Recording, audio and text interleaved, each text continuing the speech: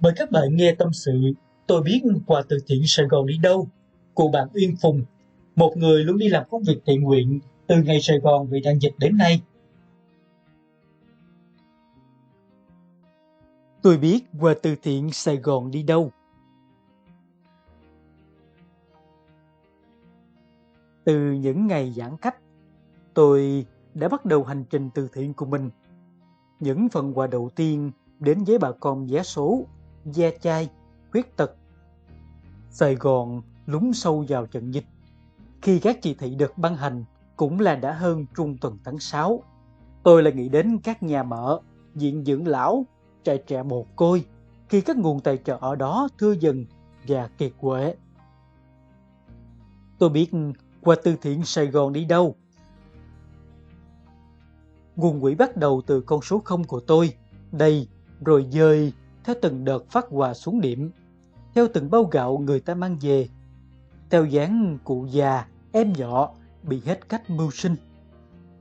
Và khi chỉ thị 16 cộng được đưa ra, cùng hàng ngàn con hẻm bị phong tỏa, hàng trăm khu vực bị cách ly, tôi nhận biết bao nhiêu lời cầu cứu. Chúng em là công nhân ở hẻm quận 7, tụi em ở trọ bị phong tỏa, mong chị giúp đỡ cho. Chị ơi, ở khu phế liệu Bình Tân có mấy người nhập cư dựng lều tạm bỡ sống, mấy nay vì dịch. Cô ơi, khu nhà trọ tụi cháu bị giăng dây, tụi cháu có 20 người là sinh viên không về quê được. Chị ơi, con em mấy nay không có sữa, em ở ngoài Trung Vô bán đậu hũ đường, mấy nay em đi bán không được. Tôi nhận hàng trăm tin nhắn, những lời cậy nhờ được giúp đỡ. Họ là ai vậy? Là những người nào vậy? Dạ thưa, là người Sài Gòn. Ngộ ha, ở cái đất 10 triệu dân này, ai ở tứ phương đến đây rồi trú lại. Họ nói bằng nhiều chất giọng, họ kể chuyện Bắc, Trung, Nam. Vậy chứ phố thị hào sảng của Sài Gòn ít khi nào thắc mắc cái gốc anh chị ở đâu. Cứ đến đây, ở đây đều là người Sài Gòn ráo trọi. Chúng tôi không bao giờ hỏi hộ khẩu hay KT3 khi trao phần quà cho một người đang cần nó, bởi nội dung Mạnh Thường Quân chuyển khoản thường là thương lắm Sài Gòn.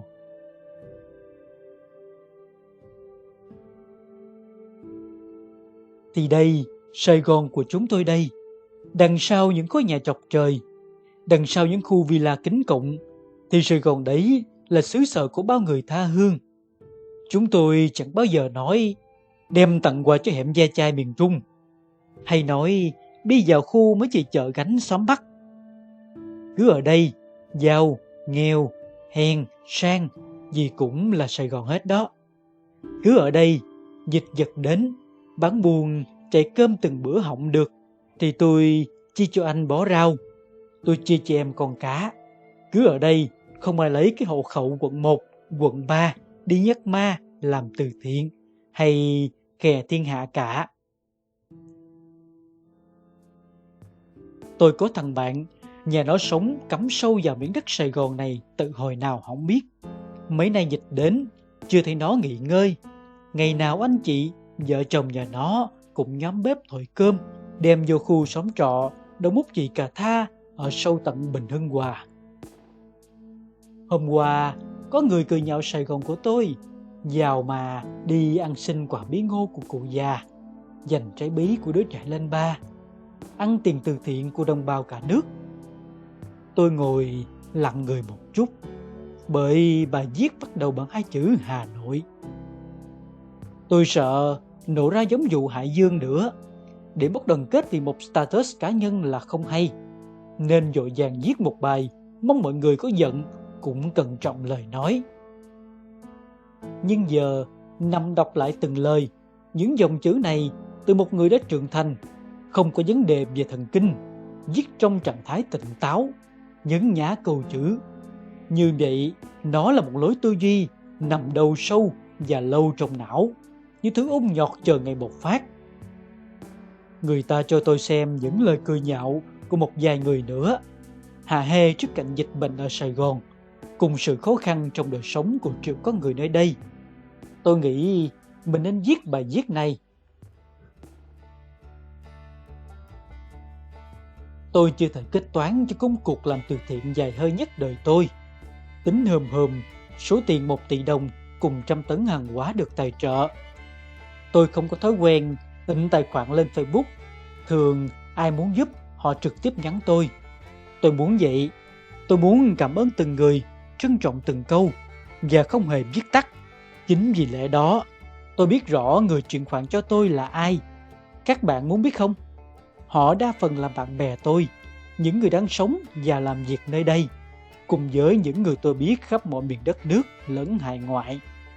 Vậy đó, những người chuyển khoản trân trọng từng lời cầu chúc, dẫu 100.000 cũng mong mỏi hết lòng cho nhau. Sài Gòn ăn tiền cứu trợ của cả nước. Dạ. Chắc tại xứ sở này có bao giờ nghĩ chuyện Bắc Trung Nam mà thòi chuyện đó đâu. Có hôm Quảng Bình chuyển cho tôi 5 tấn rau, cấm xe tôi bỏ nhỏ mấy anh công an hết ca trực. Khuya ra cầu vượt Quang Trung chuyển rau cho chị hen. Bạn ấy hỏi, chuyện gì đâu chị? Một lên Củ Chi, 2 về khu lao động nhập cư Thủ Đức, 3 đem về quận 7, hẻm nào cũng khóc của. Mà nè, sao quận 7 giàu mà khóc dữ? Bạn công an kim bốc vác cười hiền với nói, công nhân khu chế xuất, thợ hồ, ve chai tứ xứ chị ơi. Tôi là người Sài Gòn nè. Bài viết này được viết từ một căn hộ cao cấp ngắm thành phố muôn sắc màu.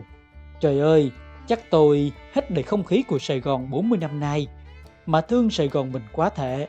Kiểu như đời sống giờ, tôi thừa sức ngồi ăn chén cháo tôm, uống ly trà gừng, xông nhà hương chanh xạ ngẫm thế thời, viết vài ba cái tà tút sầu nhân thế chắc khỏe re.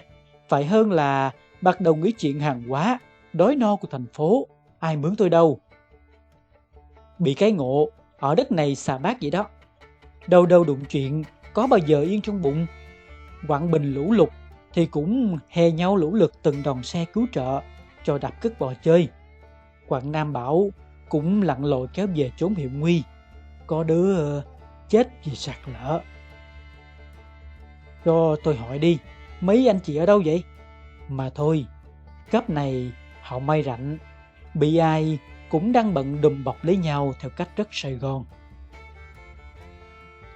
Kết bài, cho tôi kể xíu chuyện bà ngoại Sài Gòn của tôi cái ngang. Ngoại tôi từ Nam Giang về, dựng cái nhà trên đìa Rau Muống từ mấy chục năm về trước. Tôi sinh ra ở đất này, khóc cười trên đất này, giọng nói Sài Gòn trật lớt ngọng chữ về, về. Hồi ngoại còn sống, cứ chiều múc tô đồ ăn ra, ngoài lấy dành phần để lên chiếc mâm nhỏ, đem qua nhà bà Cầu Tiêu cho mấy đứa nhỏ đi quyên. Đó là khi xóm chợ nhà tôi có một gia đình miền Trung đầu đầu xuất hiện. Cả nhà 4 người nép vào vách nhà vệ sinh của khu chợ, sống tạm bợ gió mưa. Tôi đem xong, lơn tân chạy về kể với ngoại. Gì đó, nói gì mắc cười lắm ngoại. Con nghe mấy lần mới hiểu. Ngoại vừa xào mắm ruốc vừa hỏi, nói gì mà bay không hiểu. Chi mà cho hoài rứa mi, nâu về cảm ơn ngoại nữa. Thì ra dì nói cảm ơn ngoại sức phần cơm cho nhà dì, dì cảm ơn. Sài Gòn thân yêu,